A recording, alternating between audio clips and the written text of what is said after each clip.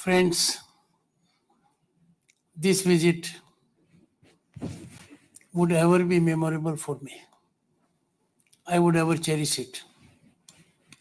I have had a remarkable, enlightened interaction with honorable members of parliament. And that was in the absence of my wife. But now that Dr. Sudesh Dhankadi is present, I'll have to be a little conscious of her.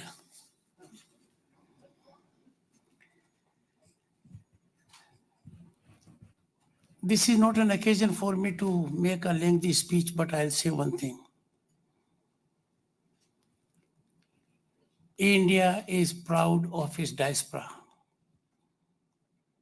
They are 4 into 7 ambassadors of Bharat. 1.7 million here and 32 million all over the world. They can be complimented for exemplifying, and that exemplification is considered by every quarter, that they remain fully committed to the Karam Bhumi and also to Janam Bhumi. This wholesome balance they strike with amazing capability. India at the moment is a democracy that is most functional on any global parameters. If you look at the 3 wings of the state, the legislature, the judiciary, and the executive, you will find that executive headed by Prime Minister Narendra Modi has transformed 1/6 of humanity to unimaginable level. All societal parameters and elements that go to alleviate the suffering of the people, empowering the common man, is taking place. Infrastructural growth, which could never be dreamt earlier, is a ground reality. You see it in road, rail, air, or technological connectivity.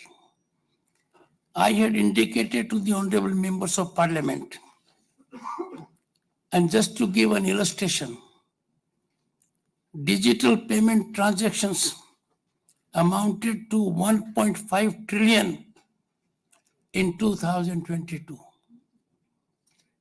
in India.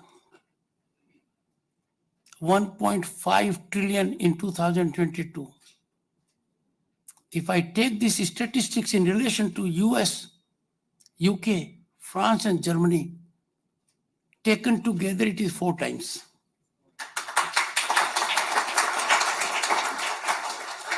We have 700 million internet users, and not just users. They have transformed India's service delivery system to a level which could never be imagined earlier. A sense of transparency, accountability in delivery system is the new mantra. Look at 110 million farmers getting 3 times a year an amount so far equivalent of 220,000 crores directly into their account. No middleman. Look at the kind of transformation, revolutionary change that has taken place. Power corridors have been sanitized of power brokers. An industry, flourishing industry at one point of time of light and agents is no longer in existence. All this has been brought about. There is evolution of an ecosystem, and that enables every youth to fully unleash his or her energy and potential, and there are no fiscal constraints. If I look at mudra loans, look at the amount that has been distributed.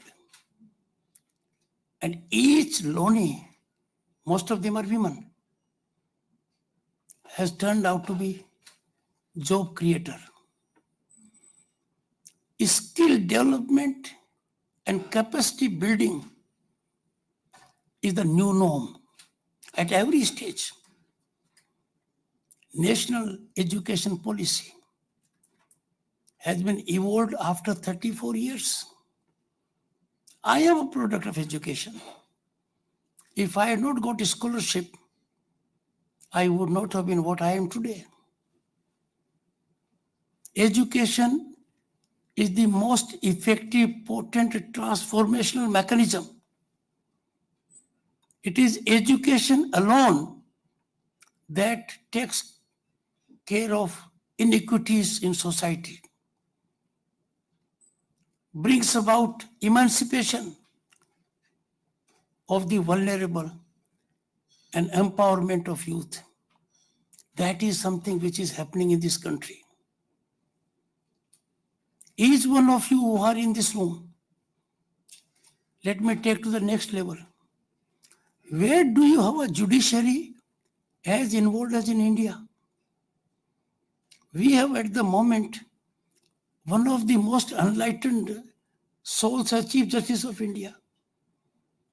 A man who brings on the table huge experience, commitment, passion, mission. Enormously talented. But look at the orders. It takes him no time to grant relief to an ordinary man. There shall always be issues. In dynamics of governance, there will not be a day that henceforth there will be no issues. There will be. So we examine our judiciary, it is spinally strong. From the apex court down the line. Look around. The reach of Indian judiciary for the common man has no parallel. Imagine how outstanding achievement it is. Look at our parliamentarians. Those who get elected to the House of People. It's a toughest test. Those who are in the upper house, very talented. We are proud of our parliamentarians. In the process, if we examine a brief, limited area and be judgmental about it, will not be appropriate. So I have no difficulty in saying that Indian democracy is functioning at the moment at a level which is unmatched anywhere in the world. Can you name any other democracy on earth where the Constitution provides constitutional mechanism at village level, at municipal level, at state level, at central level, at cooperative level? In Bharat, all this is structured. Our institutions are spinally independent. Election Commission of India, amazing work they do. Honorable members of Parliament had made an input that Election Commission of India can be a guiding factor, a lighthouse for rest of the world, how to conduct elections fairly, efficiently, in the shortest time.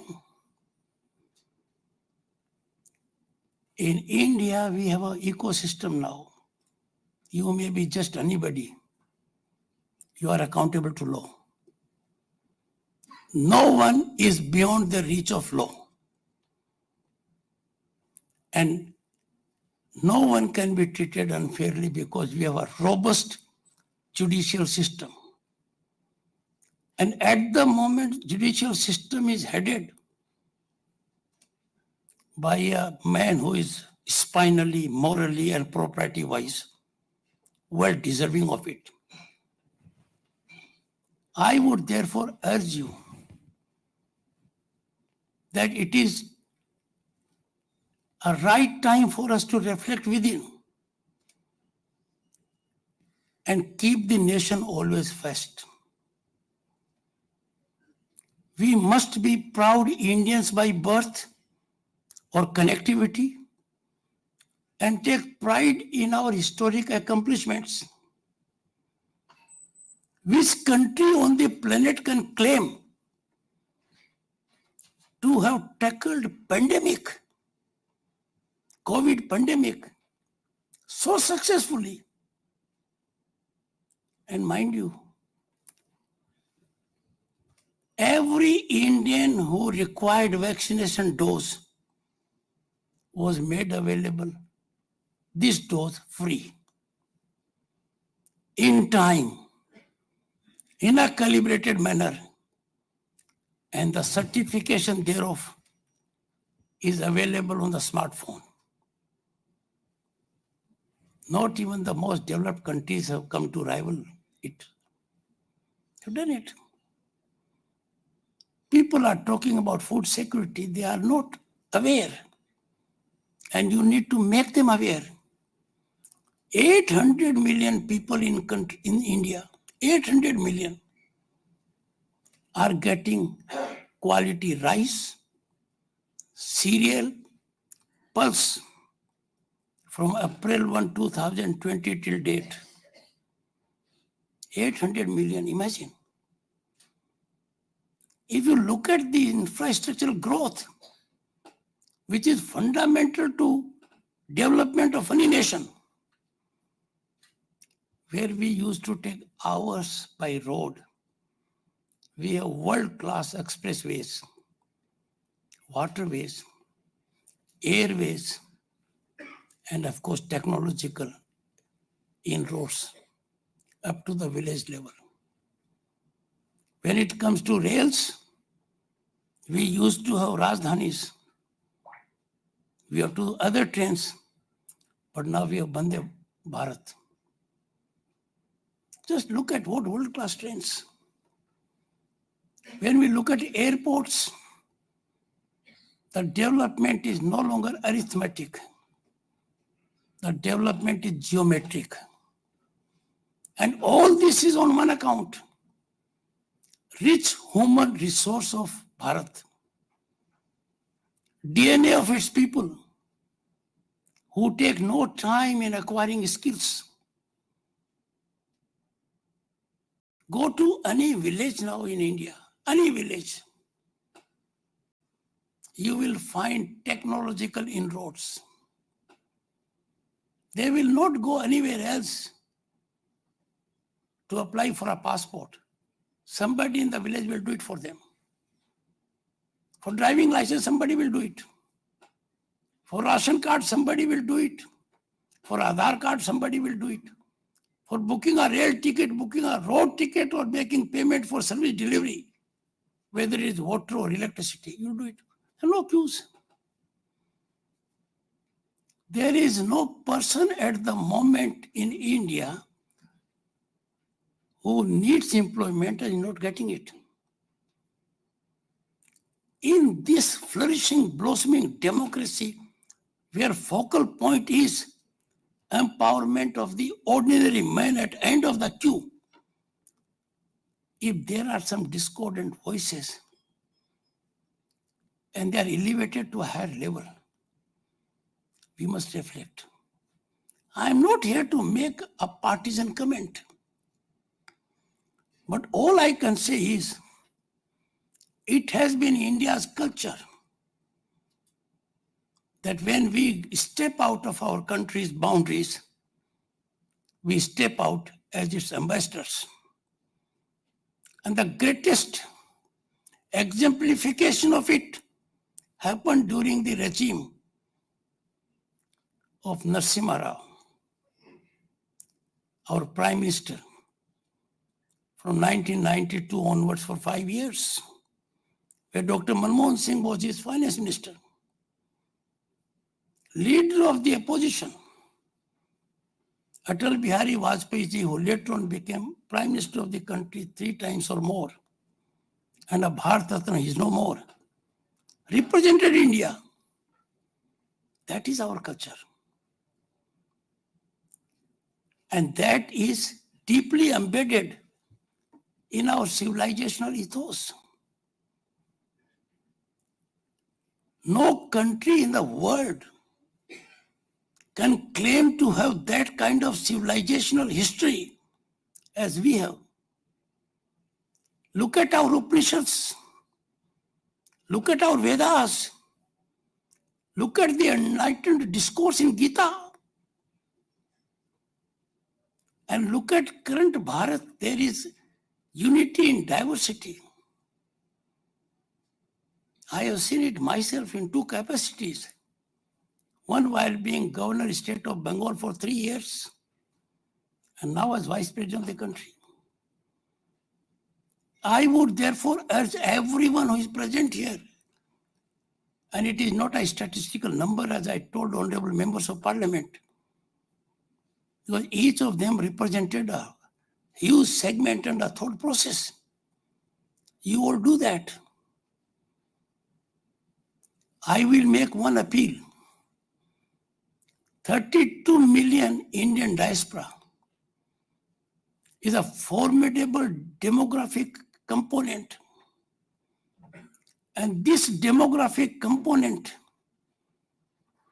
is highly qualified, empowered, vigilant, making the nation proud in every way. It must be reflective on several issues. No one is above criticism. No one is above scrutiny.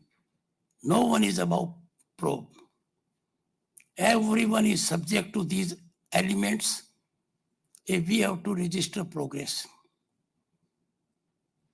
But then we can't be swayed. The moment of glory for India has come. The moment of glory of India is being reflected by ground reality. The world is recognizing it. By all standards, Bharat is land of opportunity, a favored destination of investment, and amongst the large economies, even in a stressful period, fastest growing. And that is being seen on the ground. And the reason for this is affirmative governance. A new mantra was given, less government, more governance. We are in times in Bharat now where an idea is not parked. There is no parking space for an idea. If the idea is good, it has to be executed fast.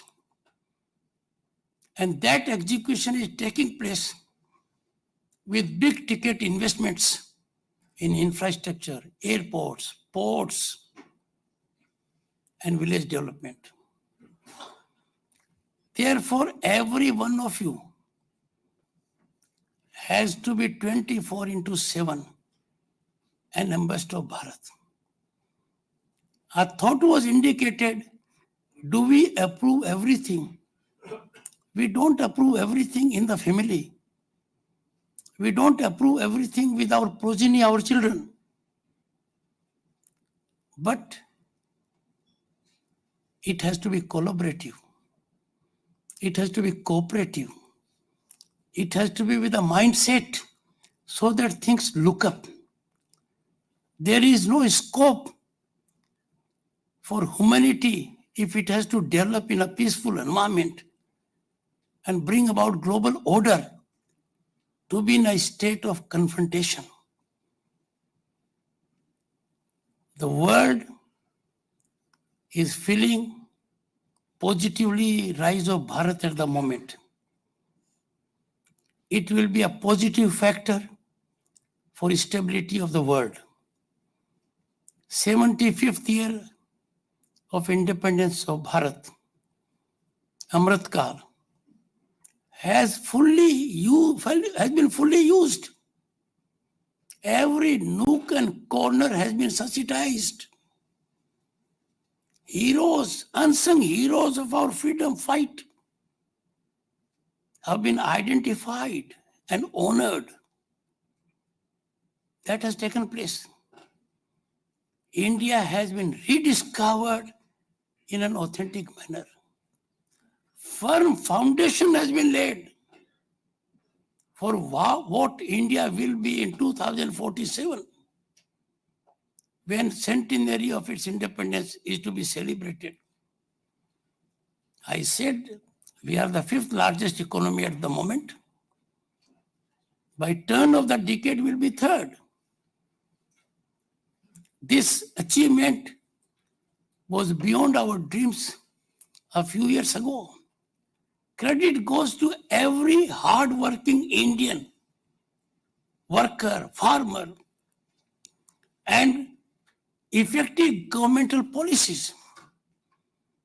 Their honest execution in transparent and accountable manner. And look at our historical perspective. In the world economy, there was a time when India's share was more than that of any other country.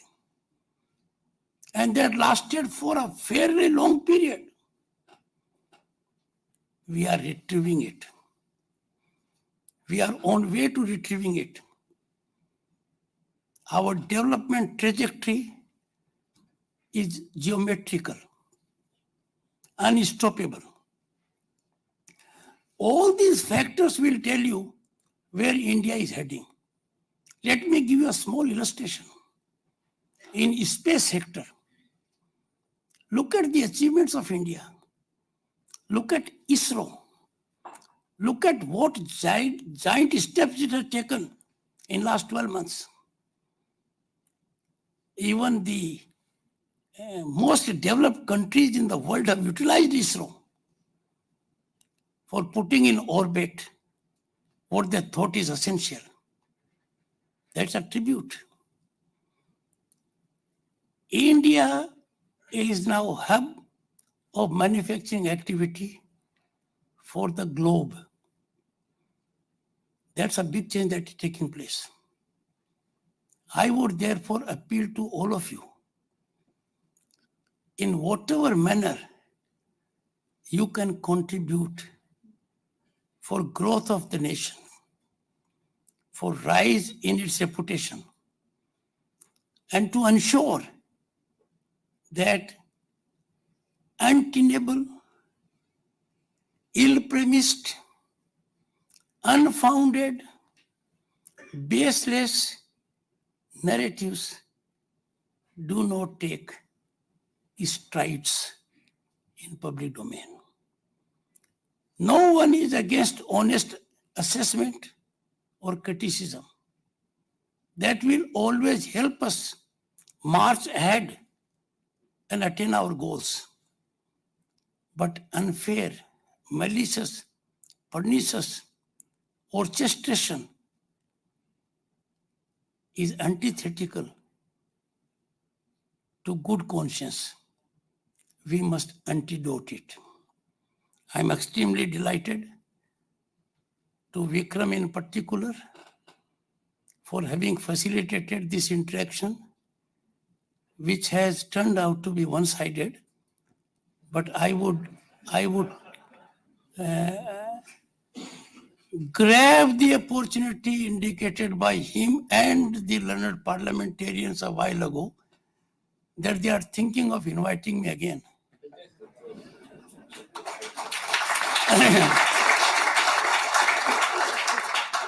Vikram, I am in the habit of accepting invitations.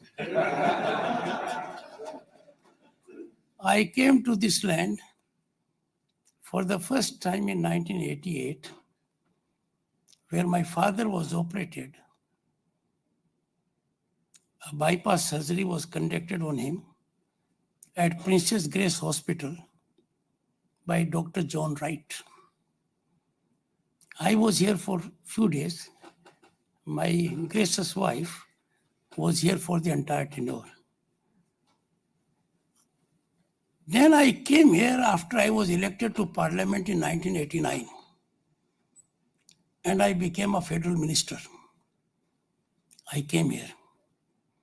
Then also I got in connect with most professionals and parliamentarians. I see now a big change. A big change in the mindset of everyone, first with people of Indian origin and then others. This is not a small achievement. And this was not limited only to this country. By default, I led a delegation to European Parliament. Why by default? As a junior minister, I was a deputy leader. But the leader was a keen lover of football. So I headed the delegation. And I traveled across Europe. If I'm not mistaken, all the 4 capitals of the European Union. Strasbourg is one, I think Brussels is another. I might make a mistake. It was 30 years ago. And when I'm in the presence of my wife, Dr. Sudesh Dhankad, my memory sometimes trips. But this may not be constituted as a gender-oriented reflection. So, ladies and gentlemen, young boys and girls, some of you I know, some of were connected with journalism when I was governor of state of West Bengal. Who is the man from ABP here? Saha. Yes. And then we have some. You are there? Yeah. Oh my God. Oh my God. I have always been telling people, fear is the greatest killer. So never have fear.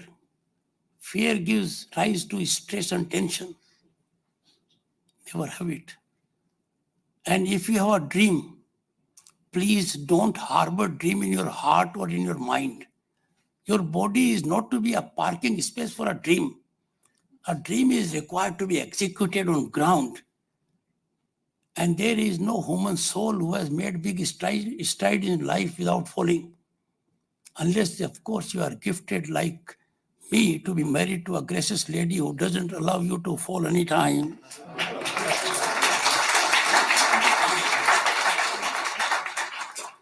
So, no, Vikram is equally lucky. So, ladies and gentlemen, this is brief introduction, one-sided. I promise you, and I am known to fulfill my promises, because this is the habit I picked up from the Honorable Prime Minister. Prime Minister of India never makes a promise which is not executed with the fastest of speed. And that has been done. 170 million free gas connections to needy houses. And millions of houses being made available to the poor. And lakhs of jobs being handed out in public domain. Job creations taking place, infrastructure being realized in the shortest possible time. All that is being done. So I'll keep up my promise. Only thing is, someone has to take the initiative to see that I come. Thank you so much.